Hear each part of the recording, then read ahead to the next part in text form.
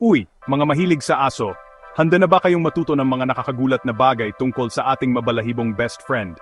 Narito ang 10 bagay na malamang hindi nyo pa alam tungkol sa mga aso. Unang katotohanan, 3 ang talukap ng mata ng mga aso. Tama, 3 talaga. Mayroon silang pang-itaas, pang-ibaba at pangatlong talukap na tinatawag na nictitating membrane. Nakakatulong ito para mapanatiling basa at protektado ang kanilang mga mata. Pangalawa, naisip nyo na ba kung bakit kumukuyakoy ang mga aso kapag natutulog? Ito ay isang sinaunang likas na ugali para mapanatili silang mainit at protektahan ang mga importanteng organ mula sa mga mandaragit. Ang talino, di ba? Pangatlong katotohanan, kayang umintindi ng mga aso ng hanggang 250 salita at kilos. Hindi lang sila basta tumatahol, sinusubukan nilang makipag-usap. Kaya, sa susunod na tumingin sa inyo ang aso ninyo na parang may sinasabi, baka nga may importante silang gustong sabihin. Pang-apat, may maliit ka bang aso? Mas matagal silang nabubuhay kaysa sa malalaking aso. Ang maliliit na lahi ay maaring mabuhay hanggang 6 na taon o higit pa, habang ang malalaking lahi ay nasa average na 10 hanggang 12 taon. Malaki ang pinagkaiba ng laki. Panglima, ang pang-amoy ng mga aso ay hindi kapani-paniwala.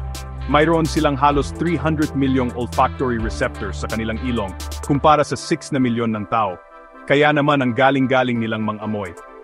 Pang-anim, ang mga aso ay maaring kaliwete o kanan.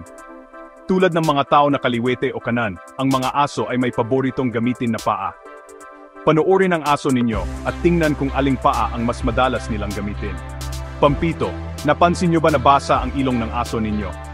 Nakakatulong ito sa kanila na masipsip ang mga kemikal ng amoy. Ang basang ilong ay nangangahulugang mas mahusay na pang-amoy. Pangwalo, ang mga aso ay mayroong humigit kumulang 1,700 taste buds.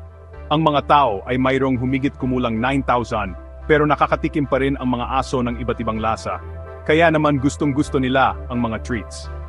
Pangsiyam, ang mga aso ay nakakarinig ng 4 na beses na mas mahusay kaysa sa mga tao. Naririnig nila ang mga tunog na may mas mataas na frequency, kaya naman madalas silang tumutugon sa mga ingay na hindi natin naririnig. Super hearing powers. At panghuli, pang-10, ang lahi ng asong Basenji ay hindi tumatahol. Sa halip, gumagawa sila ng kakaibang tunog na tinatawag na baroo. Ito ay parang yodel na tunog na kakaiba. Ayan, 10 nakakagulat na bagay tungkol sa mga aso. Kung nagustuhan ninyo ang video na ito, huwag kalimutang mag-like, mag-subscribe, at ibahagi sa mga kapwa ninyo mahilig sa aso. Salamat sa panunood.